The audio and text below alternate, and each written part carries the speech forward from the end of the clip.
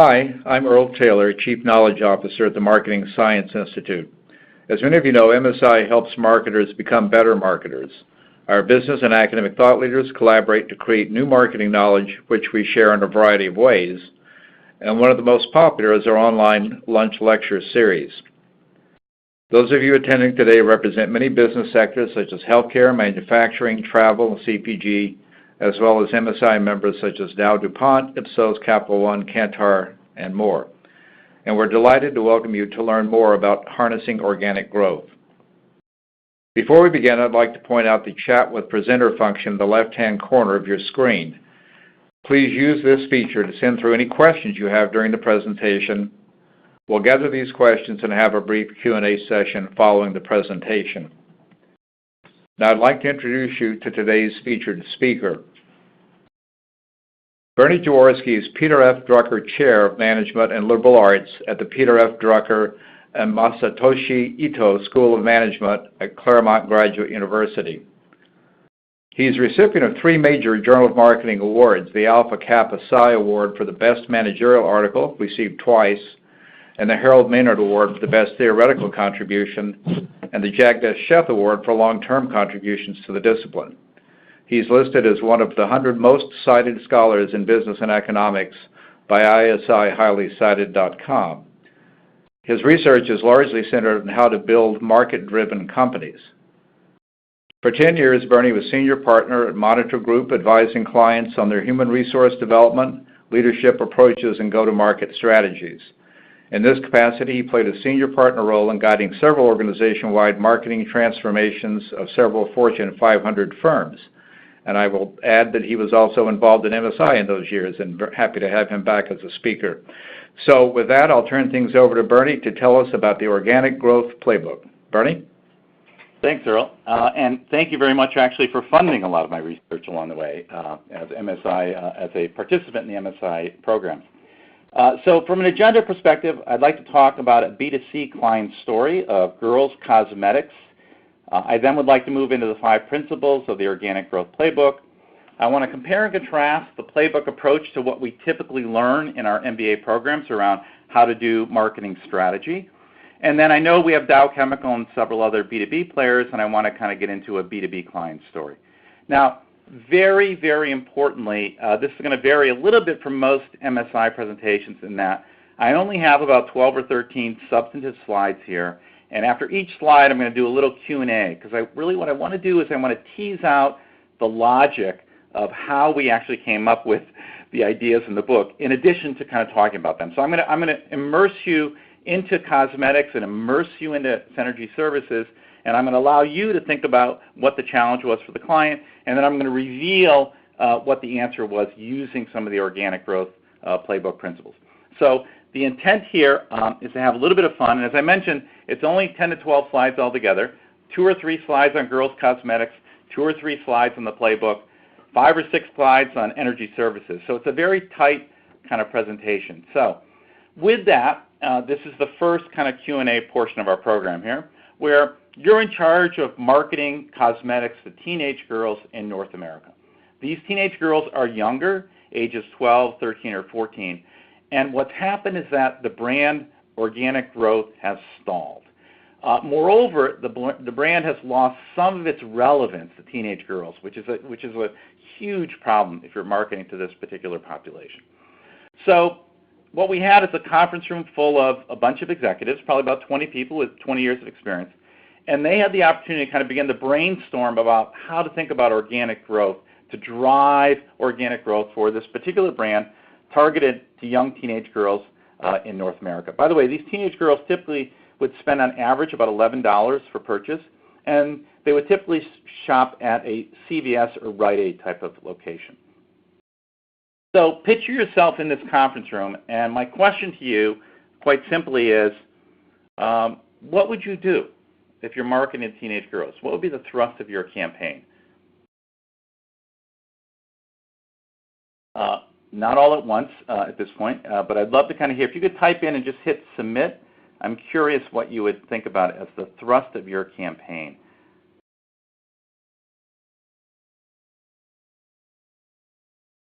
So we've got an initial, thank you very much from, we have initial response.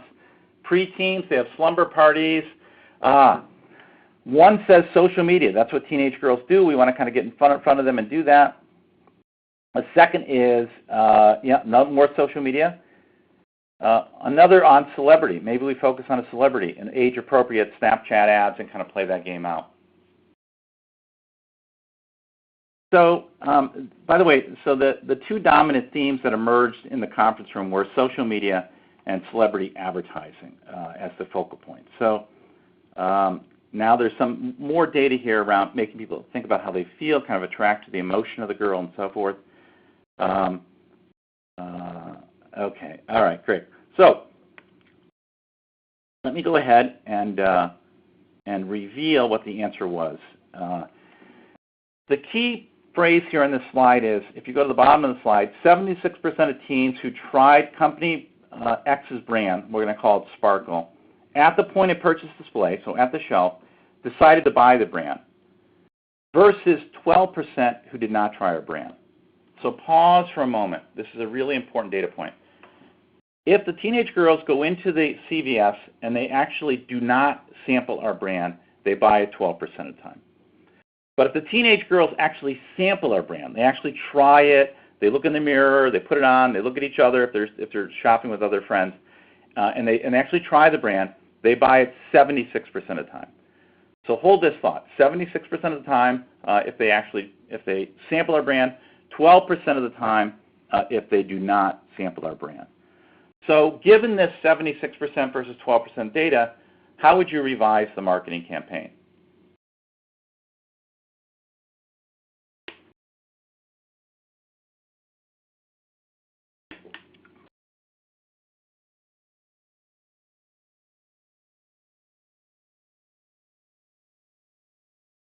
Yeah, so everybody is saying shift the advertising spend.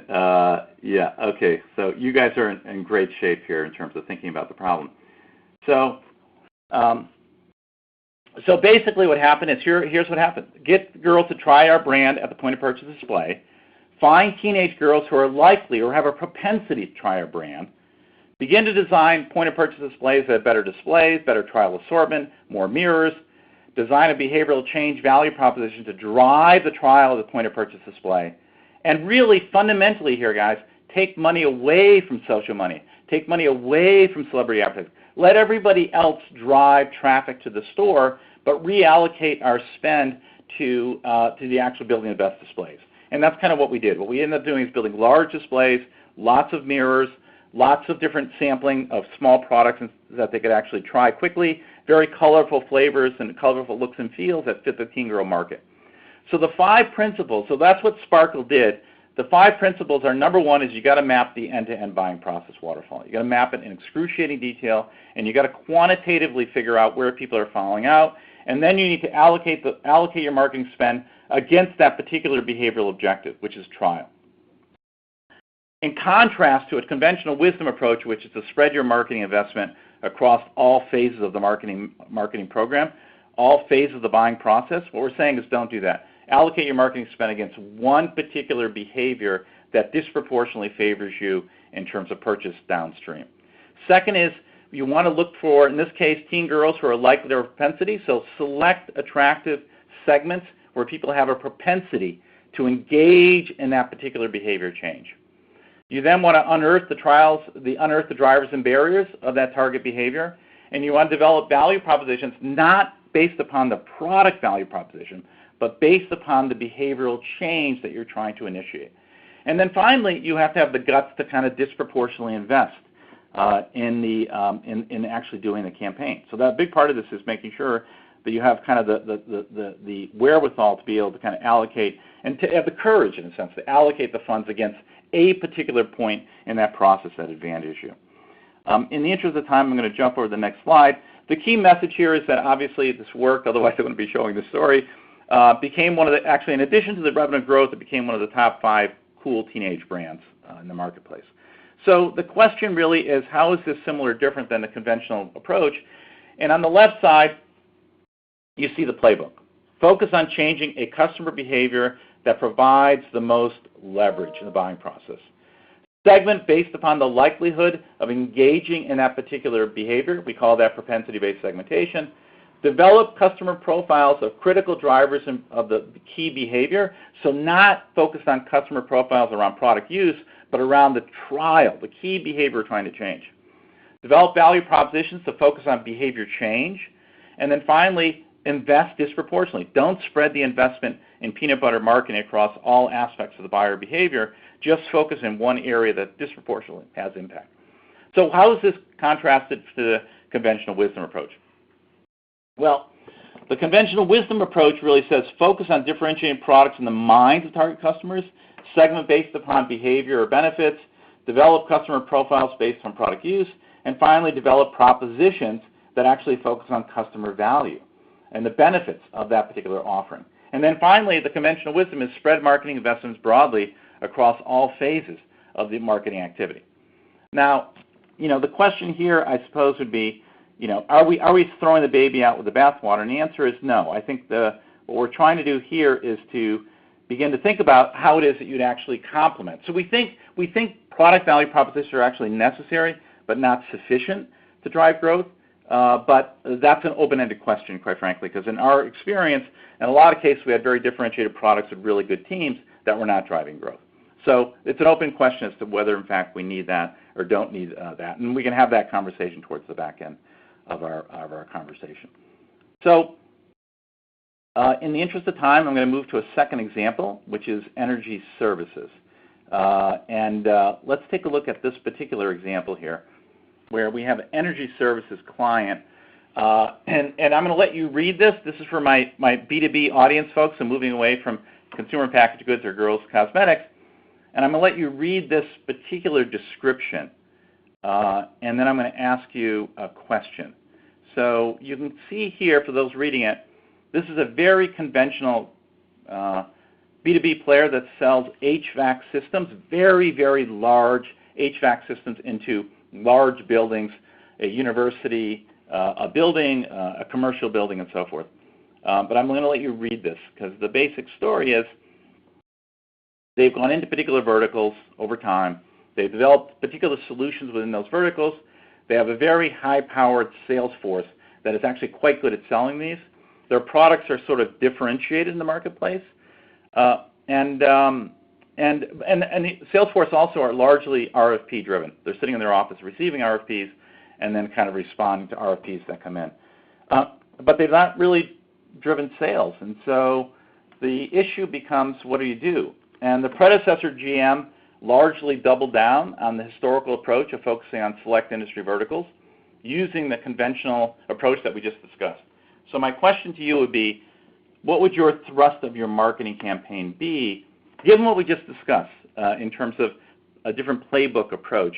What might you do in terms of a marketing campaign for this particular client? So what should NSERV do?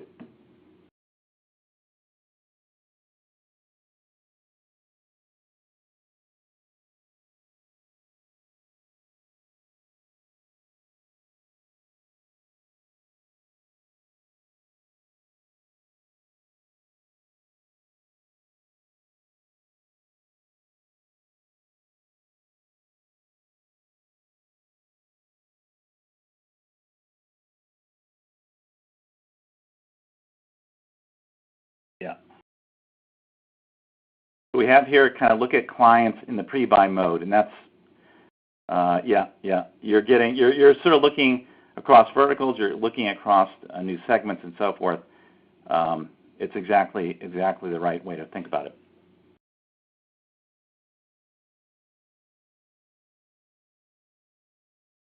So if we take a look at the far left here of mapping the buying process waterfall, we see that 71% of the time these particular the clients for energy services actually consulted a provider early in the buying process.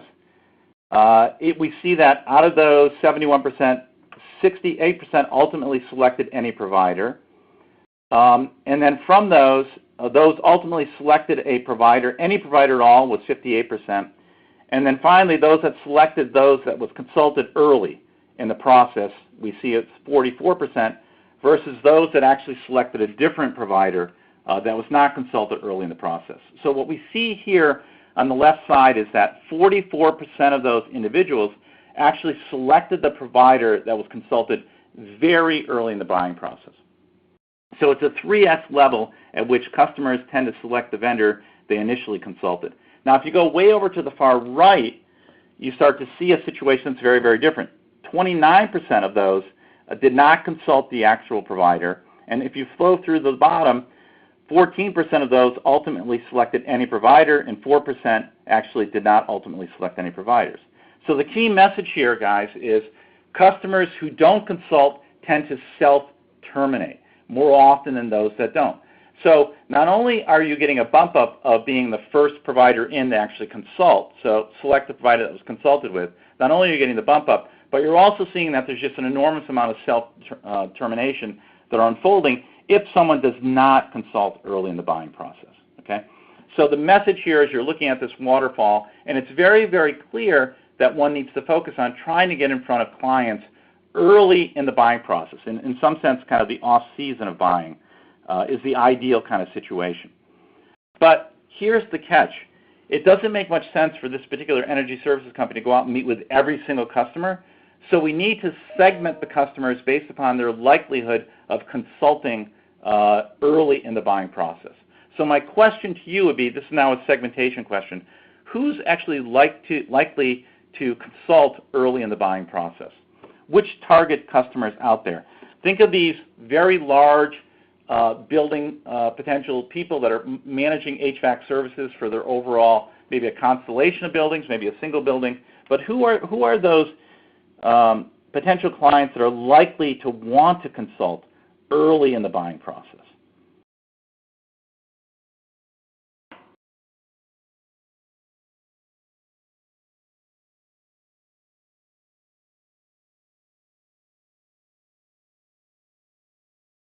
So it's coming back as complex engagements, high growth, companies that are doing lots of buildings, and so forth, which is exactly right.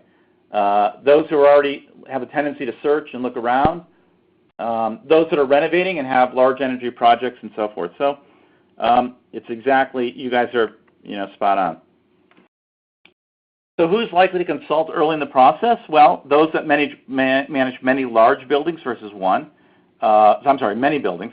Second is those who manage very large buildings versus smaller.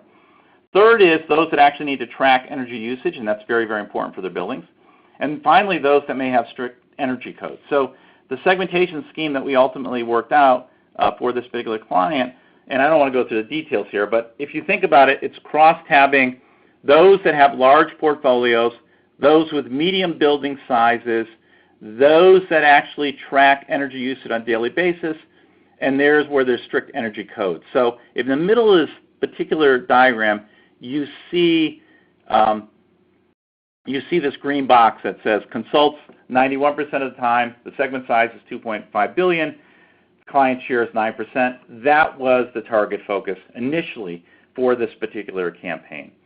And so we focus there. So the question now becomes, given that we're focusing here on segment 3, so those individuals, larger buildings, many different codes, strict energy usage, tracking energy consumption, typically facility managers in those buildings that are actually deeply knowledgeable about energy. What would be, now you have to sit down and think, okay, what are the drivers and barriers as to whether they're actually going to take this meeting early in the buying process? So what are the drivers and barriers to whether they're going to take this meeting early in the buying process?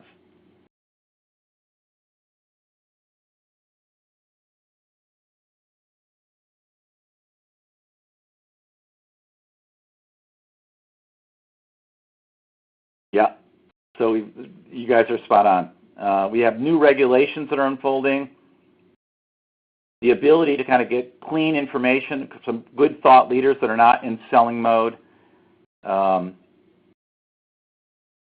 they're entering a brand new area, whether they see the consultant as a subject matter expert as compared to seeing them as somebody who's just pitching their wares. So that's exactly what happened. You guys are spot on. So we're trying to focus on segment 3, these facility managers that manage large buildings, multiple projects, strict energy codes. And what were the drivers and barriers that the research revealed? Well, the research revealed on the driver's side, people needed to see that this particular intervention around brand new HVAC equipment would actually reduce costs overall, and make the consumption experience better.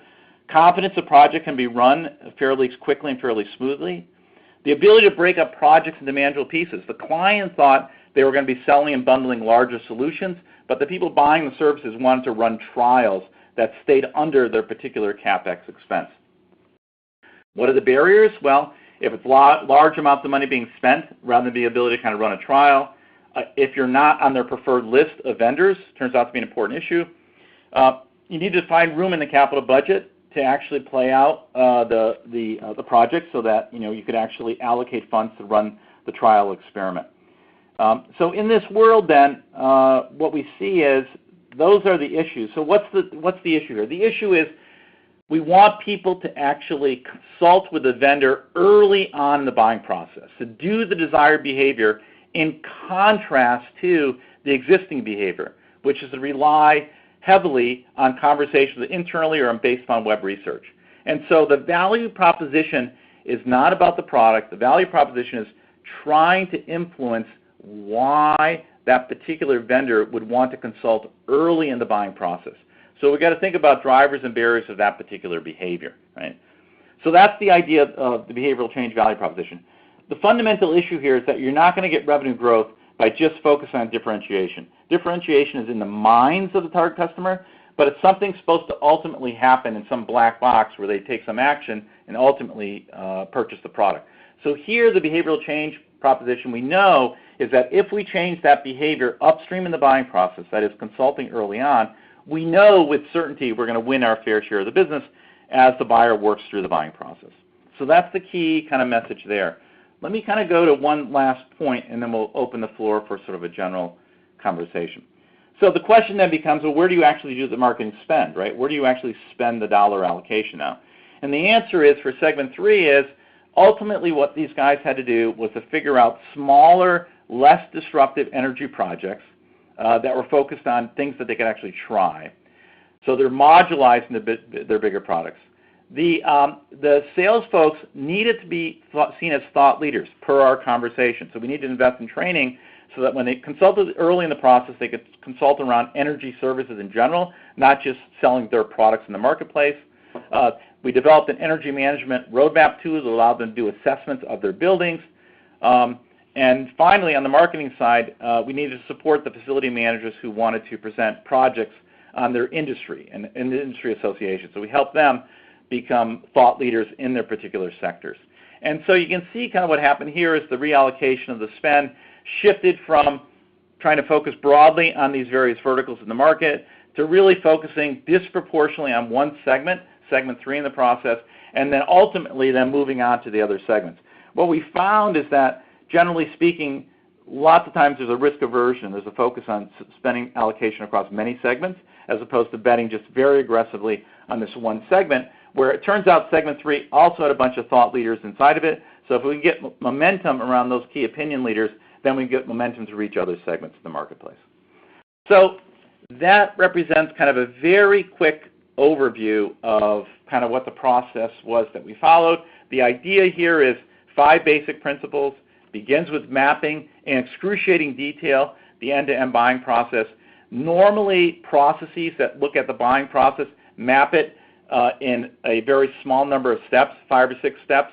In the case of energy services, we were able to uncover 25 steps in the buying process. And within each of those steps, there are oftentimes many different activities. So at step 4 in the buying process for energy services, there were 26 different search activities that people engaged in. And the reality is you need to be mapping in excruciating detail. You need to map all the activities. And the idea at the end of the day is to look not for 27 activities to focus on, but to look for one particular activity to focus on. So with that, I am going to pause now and field questions that we might have with respect to the overall organic growth playbook.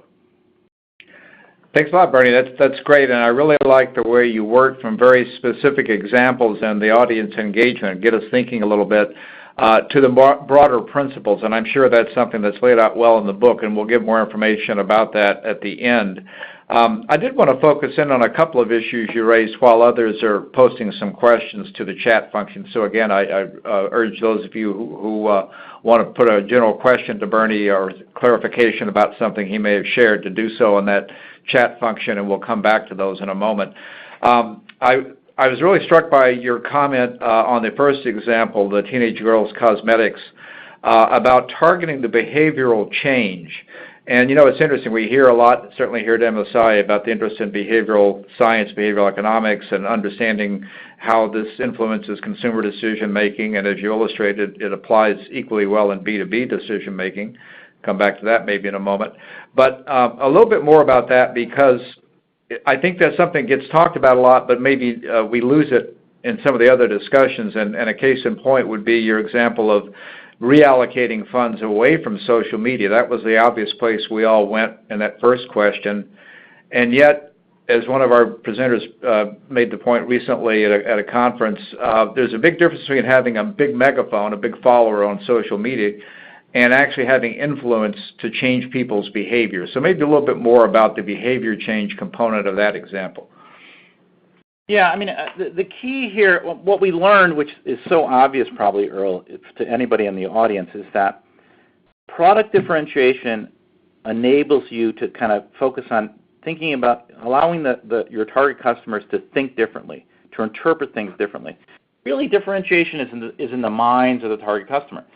That doesn't translate into revenue growth. It may. In fact, our experience as consultants was about a third of the time when you had highly differentiated products resulted in revenue growth. About a third of the time it was flat. About a third of the time nothing happened. So it's kind of uncorrelated. In order for you to drive revenue growth, you have to get change in your customers.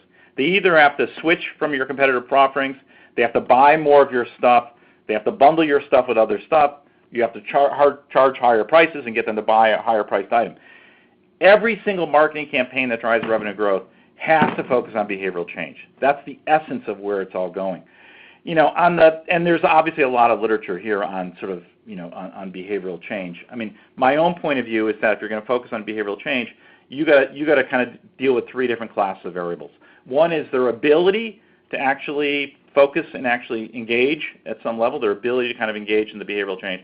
Second is their motivation to actually do it. And third is their opportunity, meaning that they have time and they're willing to kind of set aside the time to learn it. So you've got to play with ability, motivation, and opportunity, because any one of those, you might have people that are highly motivated to engage in behavior change, but they don't have the ability. You might have somebody with the ability to create behavioral change, but they're not motivated. You have to line up ability, motivation, and opportunity in order to drive behavioral change in the marketplace. That's a great answer, and I think does help kind of clarify how to think about that. I want to move to the example, the B2B example, energy services, and I see a number of questions beginning to fill up in the chat function. We'll come back to in just a moment. And that is actually picks up on one of the questions that has just come in. One of the takeaways would be the earlier you sort of get into what we used to call the consideration, say get in the game, get in the minds of the buyers, the better, and that really allocate your resources and focus your efforts to get to that point in the decision process, because that initial calling in the consultant, the subject matter expert, seems to be the point that really triggers the eventual close and sale. But one of the questioners asked, aren't B2B buyers these days better informed than ever, and they sort of come to the table, you know, halfway sold or convinced of what they need or who they're going to deal with? So how do you sort of reconcile those tendencies, that it's important to be there early in the game, and yet the buyers more and more are doing their own research before they may even become visible to you as a prospect? Yeah, well, I mean, I think that's, you know, so first off, what I love about, so more than half the work we did in our careers was in the B2B space. So we love the B2B space. If we take a look at the energy services example, what's so fascinating to us was, as I mentioned, there were 14 or 15 steps in the process that we ultimately kind of figured out. The client believed there's only about 8 or 9 steps. We found 4 additional steps that were not transparent, that were happening back inside of the organization, between procurement, between the product people, between folks on the marketing side, between the R&D side. There was a bunch of things that were happening that were influenced not just by internal dynamics, but also influenced by, to your point, web searches, conferences that they went to, and all kinds of other things. So what's interesting about that, Earl, is there were many, many more opportunities to intervene early in the process, because what typically happens is only a very small part of the buying process that's transparent to the sales force that's selling in. And what we're saying is we don't want to look at this as a Salesforce kind of issue or a Salesforce funnel. Forget the Salesforce. We want to look at it from a buying perspective. And if you open your aperture and open the lens broadly, all of a sudden a number of new steps begin to emerge, and importantly, we can influence those steps in ways that we didn't think about before because we didn't think those steps actually existed. So if you do this right, you learn much more about the deeper dive around kind of, particularly in the B2B space. So you're right in general, the idea that you're half sold by the time you get to the back end. I think our experience has been, boy, there's a lot of stuff going on that people assumed was a particular buying process, but the reality is the process is much more complex, much more detailed, much more nuanced. So for example, going back to energy services, what we were kind of a bit surprised back is that, of course, there's a buying center of the owner, the user, the facility manager. We were kind of surprised that the facility manager that was running those major buildings played a significant role in about 9 or 10 of the 14 steps. The actual decision maker played a very important role in 2 steps, but the facility manager played an important role in 10 steps. So it turns out the facility manager turns out to be the critical person that we need to kind of get to influence upstream these buyer behaviors that ultimately, in sort of the Japanese pachinko diagram, and bing, bing, bing, and we kind of won our fair share kind of downstream. Thanks for that. I think this is a related point that was raised by another questioner, and that is, to what extent do you get pushback from senior execs about this decision to put words in your mouth, put all your eggs in one basket, or focus on that critical point in the decision process? I suppose if it works, it works, but you used the term risk-averse and kind of hedging earlier. It seems to me a lot of marketing is done with that thought in mind. Let's spread our resources across different channels, different messages, different segments, and kind of see what happens. And you're saying that may actually be not optimum if you could find out these critical points in the buying process. So your thoughts about how likely you already get pushback from executives having to make these or approve these decisions, and how do you manage that? So the key to that particular issue is you need to have mapped quantitatively in excruciating detail the 12, 13, 14, 15 steps, and to identify the flow-throughs of different segments through those 14-step process of segment 1 versus segment 2 versus segment 3, and quantitatively you need to show the drop-off rates.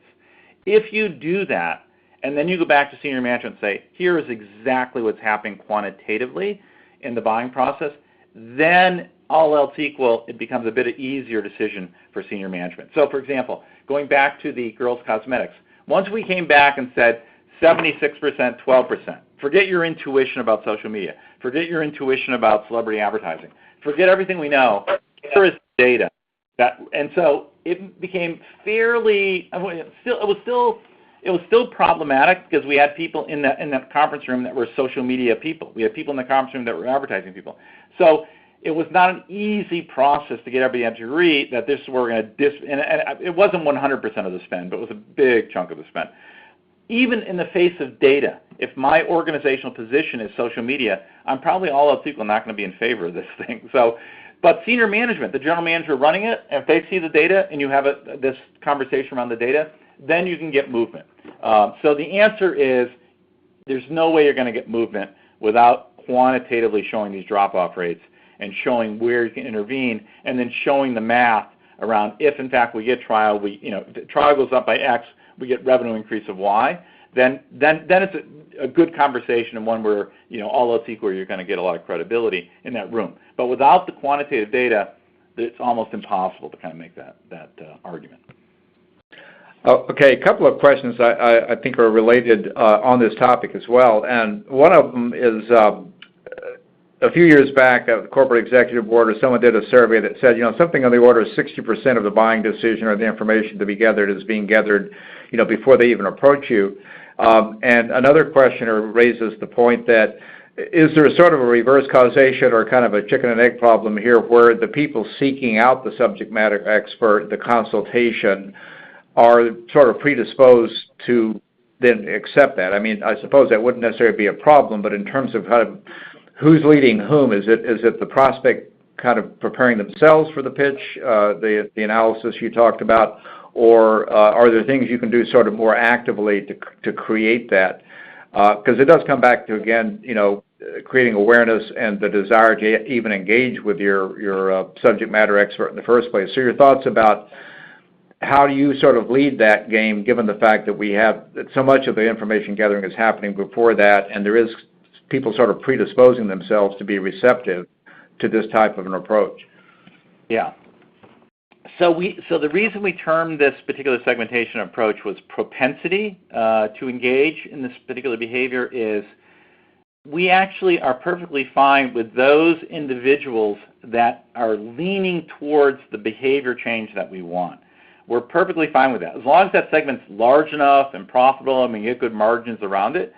So go back to our teenage girls. We're looking for teenage girls that show up at the drugstore and all else equal would love to try the product.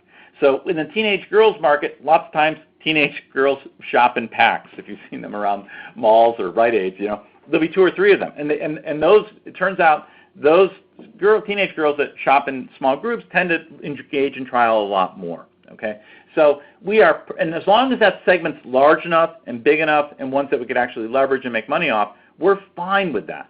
So this notion of also that you've got, go back to energy services, those particular facility managers that that want to be thought leaders, that have a propensity to want to know more about energy services, that have a desire to learn more about strict energy codes, that want to learn about cutting edge products and services, we're perfectly fine with going after those particular individuals. And again, assuming that the market's large enough and that we have capabilities to serve it and we can beat competition into that market, we're perfectly fine going after markets that have this propensity to engage in that behavior. In fact, that's critical to kind of the process that we're talking about. Okay, so I think someone just submitted a question in the form of kind of a paraphrase. So is it more about targeting these prospects than it is influencing them per se? I mean, it sounds like if they're that stage, the girls' example, they're sort of convincing each other that this is something they should try and buy. And you're, as you made the point a moment ago, you're providing the opportunity for them to engage in this behavior change.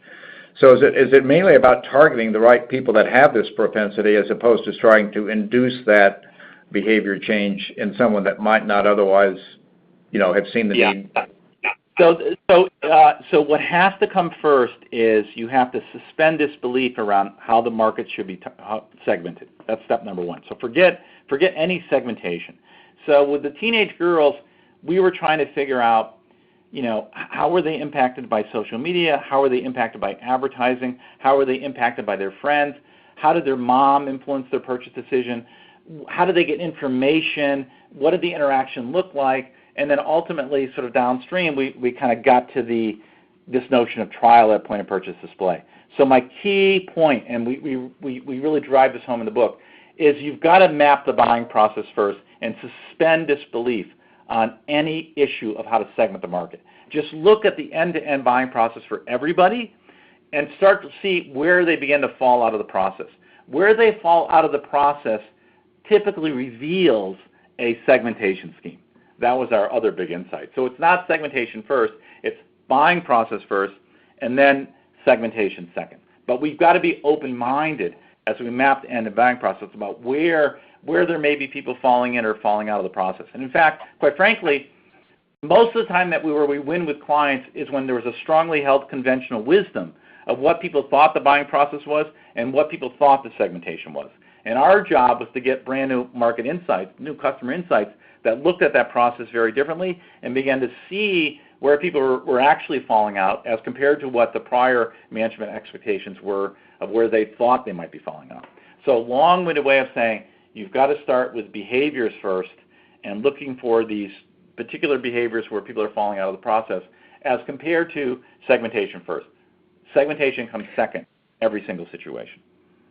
I think that's a great point, and it's interesting. I think traditionally segmentation was an alternative to having the type of behavioral data that increasingly we do have. So you segmented by demographics or psychographics or whatever, and then you use broadcast media and other ways to reach and hope that people selectively attended to the right value proposition or message. And if I paraphrase what you're saying here, it's like, look at where you're losing prospects along the decision funnel. Something's happening there that you can influence, and the segment ought to be built around what is the information need or whatever at that point in the process. Don't presume that you can segment people prior to the actual engaging in the decision process itself. And the beauty of that is we now, especially with online, we have a lot of that information. You can see the clickstream behavior and really target very precisely at each stage of the process. And I wanted to use that as a kind of a springboard to a question to have you speculate a little bit, or maybe share an example if you have one, of what the equivalent of the point of purchase display and trialing would be in a pure play B2B or e-commerce, as we used to say, internet-based business. In other words, they're not going to be physically in a store where they're actually trying on a product or looking at it in the mirror, but there's got to be the equivalent of that moment in the experience online. And just your thoughts about that, because I suspect many of our members here have that as an important channel where they really don't have that in-store experience as an opportunity. Yeah, that's a really good question. So our fundamental thesis in the book is that if you're fighting it out at the brand choice level, where people are going online and you're on Amazon and you're trying to choose between brand A and brand B and brand C, the game's over. That's a really difficult game to play. And the large reason behind that is that there's lots of good products in every good product category. If you go to the grocery store and you look at mustards, there's 35 mustards, all of which are pretty darn good. So if you're down to brand choice and trying to select around brand A, brand B, brand C, man, that's a really tough game to play. So our big message is you got to think way upstream. So on the internet side, it's going back to issues around the search process for getting information, things that you can do to try the product, different options that you might have.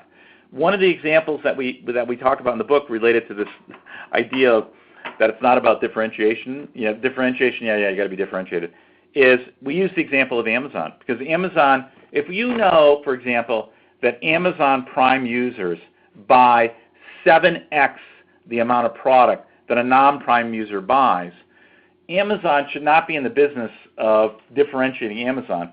Amazon has a very simple marketing program this year. Get more people to move from non-Prime users to becoming Prime users. That's their entire campaign. And the interesting segmentation question at that point for Amazon should be, well, who are the people that are likely to migrate from the non-Prime users to become Prime users? Who's out there that has not signed up for Prime that is likely to sign up for Prime? So going back on the rock running down the hill or rolling down the hill, we want to capture people that have this propensity to be a Prime user, and we want them to sign up. We don't need to worry about differentiating Amazon anymore. That game's been played. We need to just get this particular behavior change that drives downstream revenue growth for Amazon. Okay, I think that's a great example to end on. I want to give it back to you maybe for just a kind of a wrap-up. If you had to summarize, the 3 key takeaways you want the audience to share, and I think the interaction early on and then the Q&A just now has really helped focus that. But what would be the 2 or 3 key takeaways for the audience, and then we'll call it a wrap. So number 1 is differentiation is not enough. You can make an argument that you need to be differentiated. Our argument is that, when you look at what that does for you, that gets you into the game, but it doesn't necessarily mean the game's over for you. So differentiation is necessary, but not sufficient to drive, really good campaigns. The second thing is really great campaigns look for buyer behavior that's far upstream in the buying process, and you're trying to tilt the buyer behavior in a way that creates path dependency for you to be taking advantage of the fact that you've tilted it in a way that advantages you. So great marketing campaigns are about behavior change upstream in the buying process.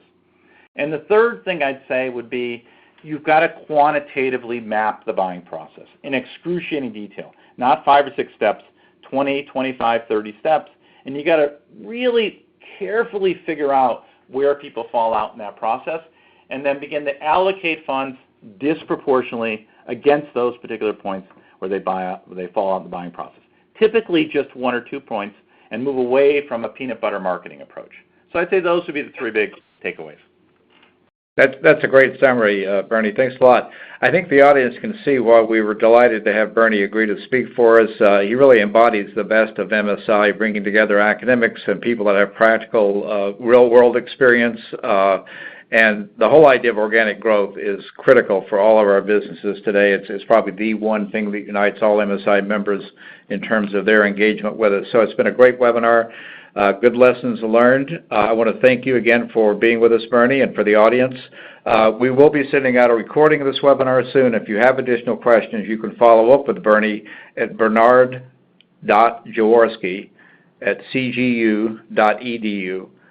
And if you'd like to receive a related MSI report authored by leading academics, please provide your email in the text box that we're displaying now. And finally, as a reminder, since 1961, nonprofit MSI has brought together the best minds in marketing from major corporations and top business schools around the world to improve business practice by applying science to marketing's biggest challenges. So thanks again for joining us, and please watch for our next lunch webinar, and we'll look to see you at that event. Thank you.